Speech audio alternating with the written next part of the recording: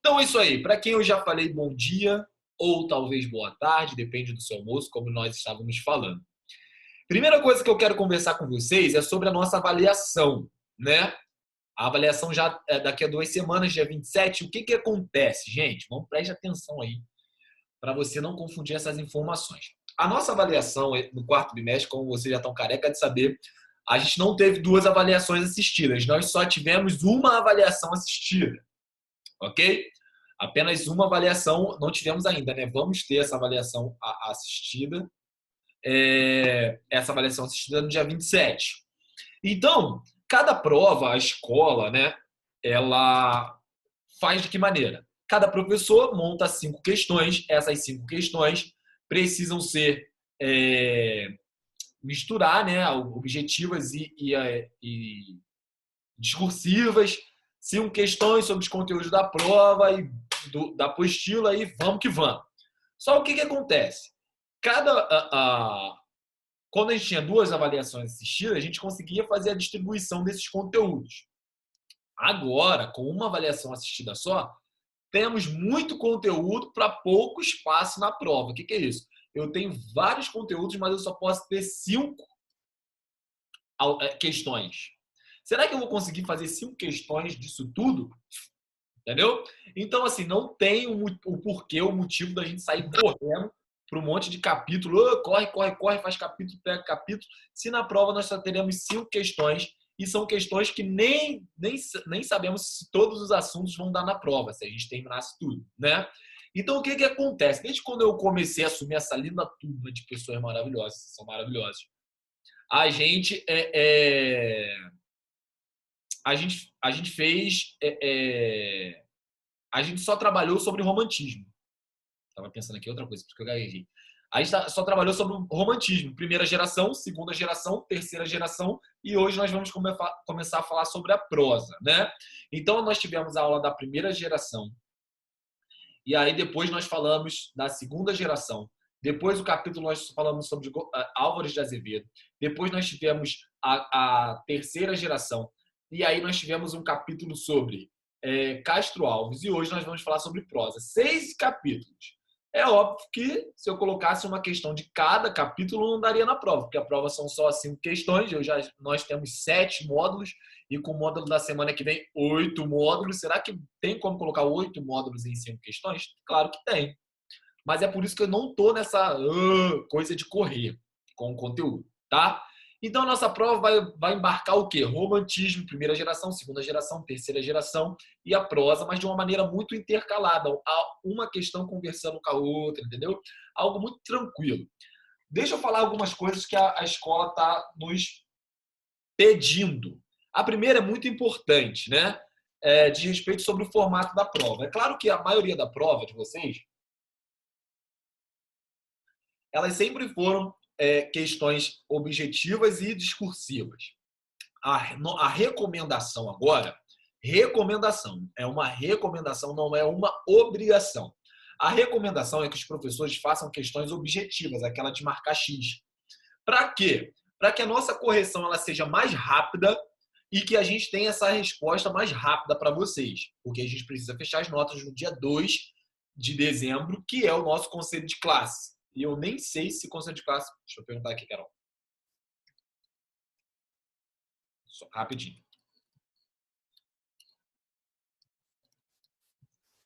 A gente vai ter o conselho de classe dia 2 de dezembro e nesse conselho de classe a gente precisa estar com as notinhas de vocês fechadas, tá?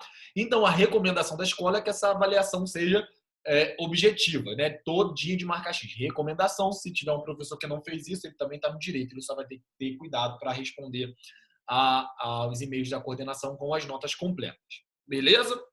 Segunda coisa, muito importante, é o seguinte: se você perder a primeira chamada e tiver que fazer a segunda chamada vai ser no mesmo dia.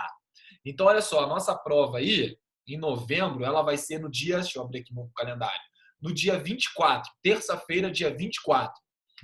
Não consegui fazer a prova do Gustavo ou de qualquer outro professor na terça-feira, dia 24, pela manhã. Quando que vai ser a segunda chamada? Antes. A segunda chamada era na outra semana. Dessa vez não. dessa vez, não consegui fazer a primeira chamada de manhã. Vou fazer quando? Você vai fazer à tarde. Do mesmo dia. Olha aí. Então, você vai ter que fazer a segunda chamada à tarde. E se for um caso de saúde, se for um motivo muito sério, aí a escola vai repensar o seu caso. Então, se você ficou sem internet, você dormiu demais, você vai fazer à tarde. Dormi o dia inteiro, professor. Eu dormi e acordei só 8 horas da noite. Você vai ter que fazer a recuperação, tá? Então, segunda chamada de todas as disciplinas será, como vai acontecer? Vai ser no mesmo dia, só que à tarde. Então, eu tenho aula de matemática segunda de manhã, um exemplo. Tenho aula de matemática segunda-feira de manhã, perdi a aula. O que eu faço? Vai fazer a mesma prova à tarde, do mesmo dia. Então, você precisa ficar ligado nisso, ok? Preste atenção aí nesses recados. Tudo bem, gente? Entenderam até aqui ou vocês estão aí almoçando e me deixaram aqui falando sozinho? Coloca aí no bate-papo, bota um sinal ou fala ok. Então, já essas informações Sim, pô, em primeira mão, hein? Em primeira mão, essas informações. Então, fiquem ligados, tá? Fiquem ligados nisso, porque é muito importante, principalmente essa questão da segunda chamada. Perdi a primeira chamada, a segunda chamada é à tarde, do mesmo dia. Outra coisa que eu quero falar com vocês, vocês tiveram aula hoje com o Sandrão, de física? Sim, acabamos de ter, tipo assim, acabou só. Eu não sei se vocês sabem, né, mas o que está acontecendo hoje, né? Isso aqui, a nossa a plataforma, eu acho que a de vocês é um pouco parecida. E aí eu coloco aqui 2020, primeira série, literatura, e boto para aplicar o filtro para aparecer a apostila e essa mensagem aparece, olha, ocorreu um erro. Aí você aplica de novo, o filtro já foi aplicado. Aí você tira, você bota de novo o nome da sua matéria, aplicar filtro, ocorreu um erro. Então, o que acontece? Isso estava acontecendo com a Helena também. Está acontecendo com todos os professores da rede Eleva, né? Desde manhã eu estou tentando, né? Ontem estava normalzão. Aí hoje de manhã eu comecei a aula, né? 7h30. E aí quando eu fui colocar a primeira apostila, aconteceu esse erro. E aí eu comuniquei, esperei das 7h30 para comunicar a coordenação. E outros professores também relataram a mesma coisa. Ligaram para a plataforma Eleva e eles falaram que é um defeito mesmo que está tendo e paciência, né? Ou aquilo ali, o professor tem que resolver, o professor vai ter que dar aula, sei lá, se vira, ué. Né? Tá sem apostila, faz o quê? Faz, sei lá, caga e anda, sei lá, vai fazer alguma coisa, se vira, né? E é isso aí. E aí a gente vê todas as adversidades que nós estamos encarando, né? Estamos no ano de uma pandemia, estamos no ensino remoto, e aí você vê tanta dificuldade, né? Eu fico torcendo para minha internet de bairro ela não me deixar na mão toda semana. E aí a gente investe na nossa internet, a gente troca a internet, a gente bota aquele repetidor de sinal na casa inteira para o sinal pelo menos chegar no meu quarto, porque são várias paredes até onde fica o roteador e isso aí prejudica. E aí o professor, vocês sabem que eu sempre estou criando uns materiais além da apostila, slide, ou sei lá, no máximo um slide, né? Mas a gente tem que gravar e vira o YouTube, bota no YouTube, passa por link, tem isso tudo e a gente ainda tem que contar com essa questão do Eleva, que não tem nada a ver com a nossa escola, isso aí não é uma culpa do Milton, da Carol, do Arthur, isso é algo maior, né? É algo na central, e eles fazem, a resposta deles é essa aí. Deem a aula que vocês têm, o que a gente tem? Meu guarda-roupa, televisão, a escada ali que da estante, entendeu? Como a nossa vida é complicada, mas a gente é pior do que o pior, né? Nós, professor é o bicho ruim. E aí a gente tenta. É claro que todo o material que eu faço para vocês é um material que é para complementar a apostila, né? É um material para complementar aquilo que nós estamos trabalhando. Então, hoje a nossa aula, ela vai ser uma aula com esse material que eu faço para complementar. Na semana que vem, graças ao nome do Pai, vai estar tudo normal e a gente faz a leitura também da apostila desse mesmo tema, tá? Desse mesmo tema, que é o tema também que a gente está prosseguindo, que é a prosa. Mas fiquem tranquilos que vocês não serão prejudicados em nada. Hoje eu passaria uma atividade diária também que não vou fazer, porque alguns alunos estão conseguindo entrar, outros não.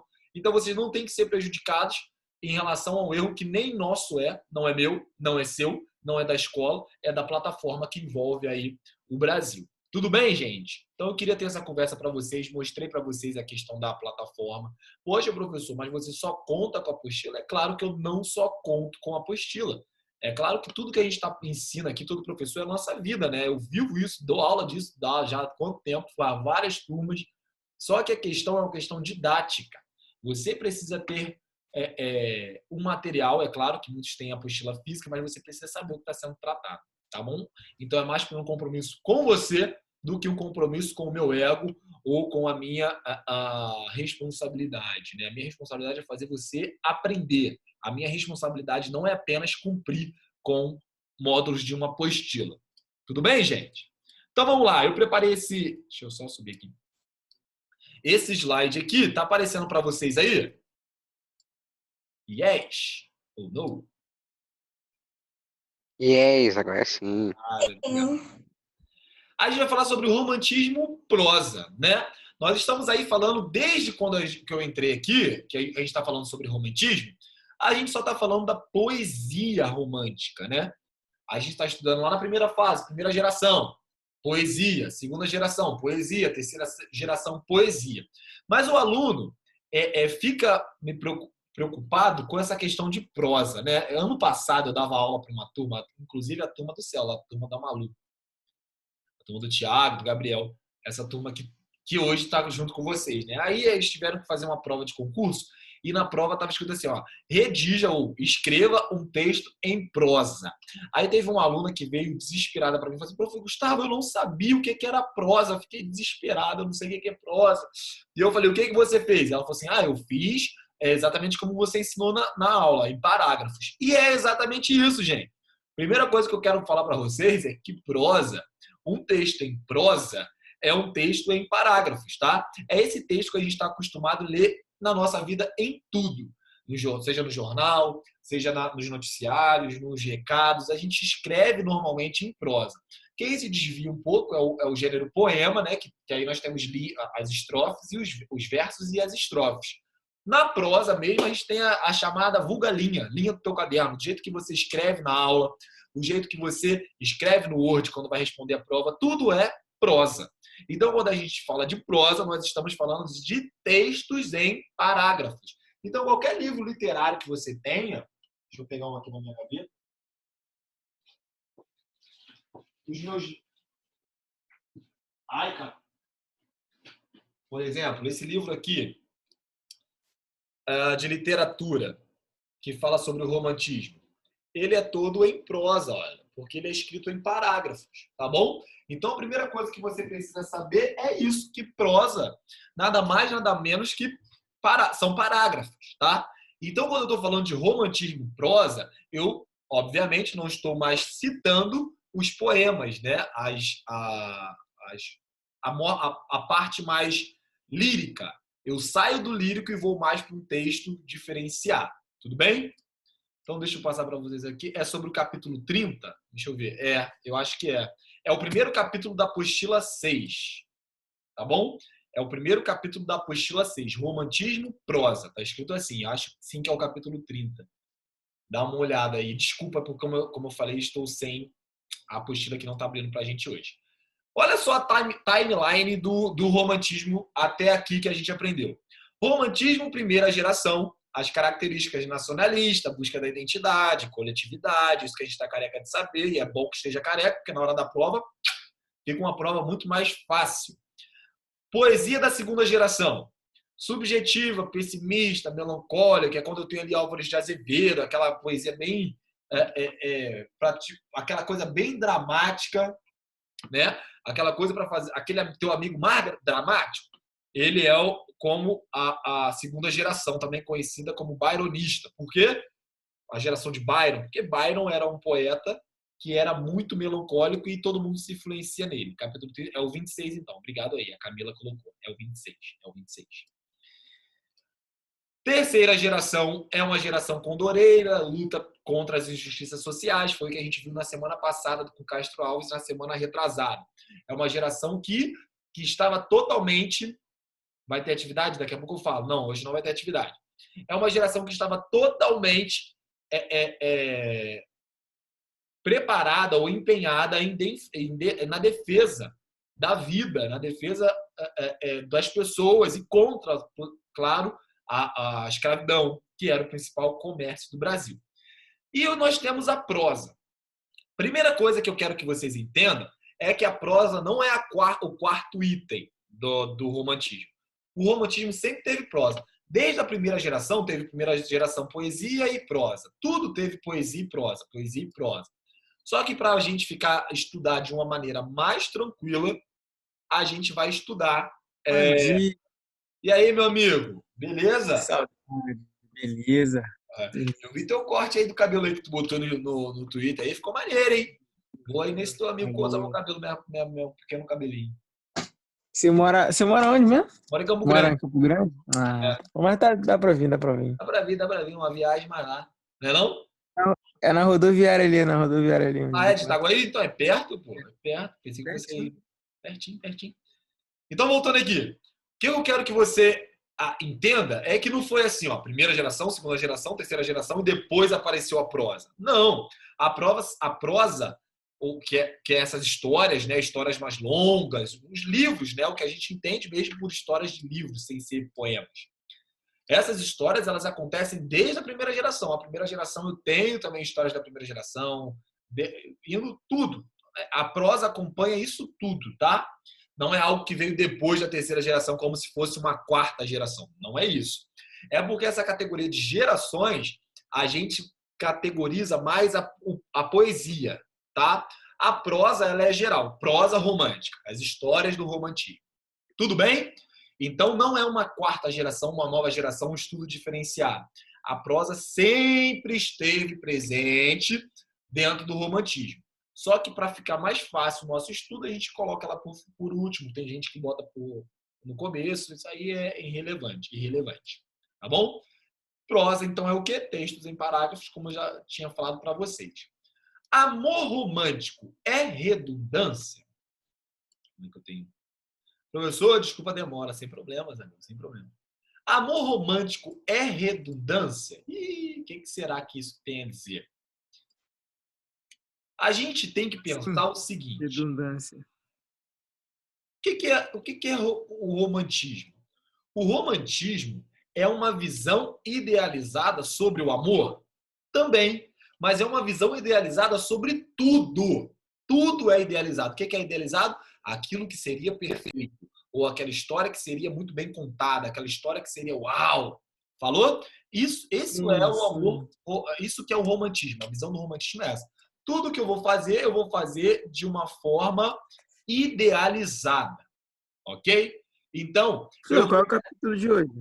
É o capítulo 26. Eu vou idealizar o amor, mas eu vou idealizar a morte, eu vou idealizar tudo. O trabalho. O que seria, por exemplo, idealização do trabalho, né? A idealização do trabalho seria eu trabalhar no que eu gosto, continuaria sendo professor. Eu amo ser outra coisa. Mas eu trabalharia pouco e ganharia muito. Isso aí é idealizar. E a realidade é assim? Claro que não. A realidade é totalmente diferente. Eu trabalho para ter um dinheiro pouco, né? E é assim que a gente vai idealizando as coisas. O romantismo, então, ele idealiza tudo. O trabalho, ele idealiza a religião, ele idealiza a família. A família é algo que é muito idealizado no romantismo. Ele idealiza também o relacionamento amoroso. O que seria um relacionamento amoroso romântico, na visão do romantismo? Cara, é o casal perfeito, é a história de amor perfeita, é que a história do romantismo ela é tão subjetiva que ela nem começa na vida real aqui. Ela tem um campo até espiritual. Antes de você nascer, você já era destinado para mim. Olha isso aqui, coisa linda. Estou falando que isso é impossível de acontecer, não, mas é bem raro, né? Então, o amor romântico é justamente essa visão idealizada sobre o amor. E o amor sempre tem uma visão idealizada? Claro que não. O amor geralmente é uma pessoa sofrendo. O amor geralmente uma pessoa aguenta mais as coisas do que a outra. Não é nada idealizado, não. Pelo contrário, é um quebra-bacapá. Mas vamos ler aqui o negócio. Pode acompanhar pelo slide aqui, que tá igual ao da apostila, tá bem? Talvez você responda que sim. Amor romântico é redundância? Talvez você responda que sim, pois o senso comum nos faz aproximar romantismo e amor como indissoluvelmente ligados, de forma que um não exista sem o outro. Contudo, não é só a visão romântica do mundo que pressupõe outros valores ou sentimentos e não apenas um amor. Como também o amor pode se manifestar com características que não pertencem ao âmbito de quem se conceitua como romantismo. O que está querendo dizer isso aí? Está querendo dizer, esse parágrafo que está na sua apostila também, é aquilo que eu acabei de explicar. O romantismo tem uma visão, um ponto de vista, que é esse óculos aí. Como é esse óculos do romantismo? Como o romantismo enxerga qualquer situação, qualquer sentimento, ó, ele vai encarar de maneira mais idealizada possível. Qualquer coisa que você precise, o romantismo vai idealizar. Então, o romantismo tem uma visão idealizada sobre tudo. Tudo que você falar, o romantismo vai ter uma visão idealizada, inclusive o amor. Quer dizer, então, sempre que o amor é romântico? Não. Eu posso ter um amor árcade, um amor barroco, um amor para o realismo, um amor para o modernismo. Vai mudar a concepção de amor, ok? Como que é a concepção, a visão de amor para o romantismo? É uma visão extremamente idealizada. É o amor que nasceu um para o outro. E a gente vai ver uma história hoje que é um amor desse tipo. Um amor totalmente idealizado. É uma história de amor que tu fica assim no final. Ai, que coisa linda. Suspirando. E é essa sempre a visão do amor? Não. Na próxima escola que a gente vai estudar ano que vem, que é o realismo, você vai ver que o amor não é nada idealizado. Que o amor é... As histórias, o amor é real. Como assim? Chifre, morte, traição, sei lá, o que tem mais no romantismo? Traição é aborto, morte da pessoa, assassinato, um mata o outro. É isso aí. Tem alguma coisa de idealizada no realismo? Não. É tudo real. Agora, no romantismo, não.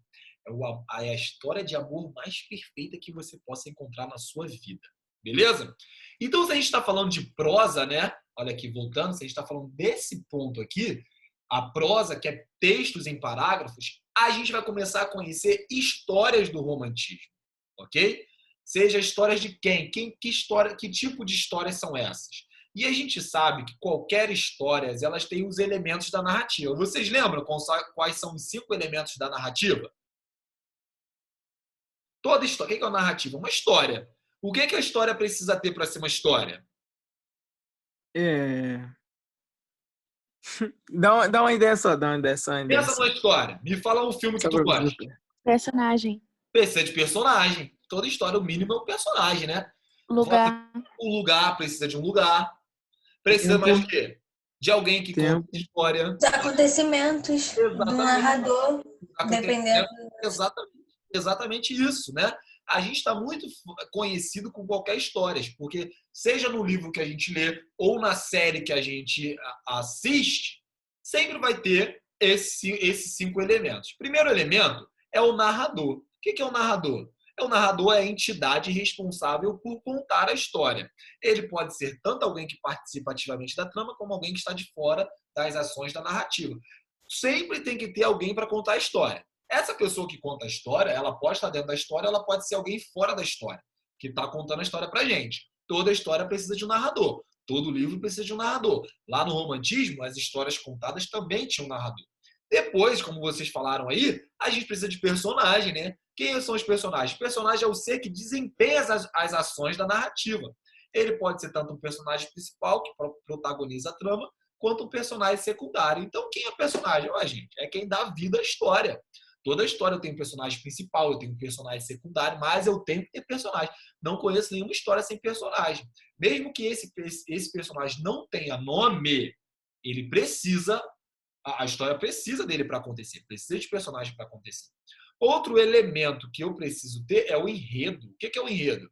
Já viu quando tem escola de samba, né? Esse nome fica muito conhecido. Samba enredo. O que isso quer dizer para a gente, né? Enredo é a trama apresentada ao leitor, ou seja, a história que é contada. Quando você quer contar uma série e você quer dar um resumo da série, o que é a série? A série é Aí você dá o resumo da história. Você está contando um enredo. Hoje, quando eu estava dando aula para o 6º ano, uma aluna falou que ela está viciada em fanfic da internet. E que ela gostou muito de uma fanfic que era a fanfic do Lula com o Bolsonaro. Aí eu fiquei curioso, falei, o que uma menina do 6º ano está lendo sobre Lula e Bolsonaro? Aí eu falei, conta a história então para mim. Aí ela contou, olha o enredo da história. A história é o seguinte, o Lula está numa festa, e aí na festa ele perde o dedinho dele. Ele perde o dedo dele, e ele fica muito triste com a perda do seu dedo. E aí ele é isolado num aquário feminista. Essa é a história. A menina do 6º ano estava contando. Ele é isolado num aquário feminista. E quando ele está nesse aquário, parece que quem acha o dedo dele perdido na festa é o Bolsonaro.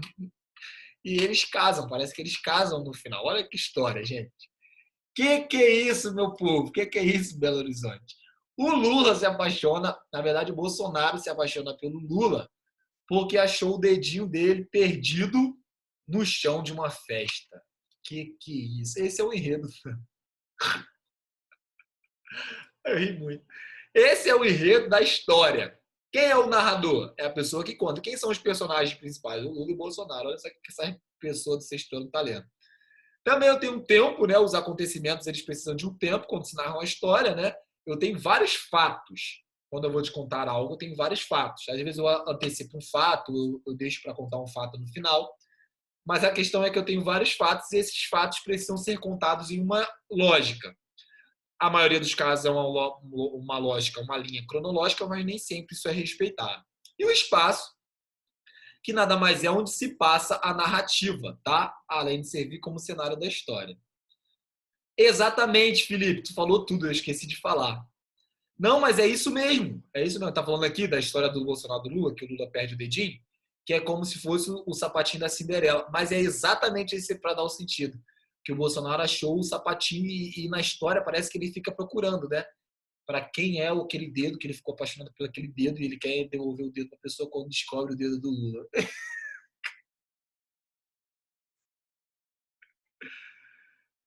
O que a pessoa pensa, né? O que passa na cabeça de uma pessoa para escrever uma história dessa? Mas é essa mesmo, o sentido é esse. Ser igual à história da Cinderela. Toda parte, né, Então, beleza, galera? Esses aqui são os elementos essenciais da narrativa. Por que a gente está falando daqui da narrativa, falando disso aqui no romantismo? Porque o barroco e o arcadismo, que foram as escolas literárias que vocês estudaram antes, são escolas literárias que a prosa não foi tão expressiva, tá? Valeu, Thiago, não tem problema, pode sair. Não foi uma prosa tão expressiva. A prosa mais expressiva é aqui no romantismo, por isso que a gente está revendo os elementos da narrativa, tá bom? Toda parte do romantismo nós temos um grande nome, e o grande nome da prosa, no geral, foi... Tarararã, olha a cara dele, já tem uma foto mais colorida, né? Eu tenho José de Alencar. José de Alencar foi o grande nome aí do romantismo em todas as fases, né? A gente não está falando mais de fase porque a gente está aqui na prosa. O escritor cearense responsável por criar personagens que entraram para o imaginário popular, como Iracema, Peri e Ceci. É o principal dos nossos autores românticos. Ele é o principal, tá? Ele inaugurou e ele também foi o principal. É também o único deles que conseguiu passar pelos 4 tipos de romance, ou seja, pelo 4 tipos de histórias em prosas. O urbano, o regional, o histórico e o indianista, né? A gente vai passar pouco sobre esses 4 tipos, né? O urbano, o regional, o histórico e o indianista. Além da ficção, Alencar foi autor de crônicas, atuou como dramaturgo e escreveu críticas. É, portanto, dono de um vasto e diversificado conjunto de obras, na qual se destacam livros como Iracema, O Guarani, Senhora, Lucila, O Gaúcho e As Minas de Prata. O meu preferido, óbvio, né? Não sei se de todos, não sei se você conhece essas histórias, o meu preferido é O Guarani. O Guarani, eu trouxe um resumo da historinha de hoje para você ver como é que é a história de Guarani. Depois eu gosto muito de Senhora e Lucila. Gosto mais de Senhora. É nessa ordem mesmo. Guarani, medalha de ouro. Senhora, medalha de Prata, Lucila, medalha de bronze. Né? Não li Os Gaúchos e as Minas de Prata. Conheço a história, mas não li. Tá bom? Então, antes, a nossa aula aqui, essa ligação, né? Essa live tem menos de 5 minutos. Eu vou colocar um novo link, mas eu não vou demorar muito, não. Nesse novo link, eu só vou passar uma história. É um vídeo do YouTube de menos de 3 minutos. É só para a gente conhecer uma história e eu termino a aula. Tá bom? Então, eu vou deixar o link lá. Peguem e voltem rapidinho, que é só a gente assistir esse vídeo que está terminando. Tá bom? Conto com vocês, peguem lá rapidinho. Somos 17, 16 alunos. Vou esperar vocês lá.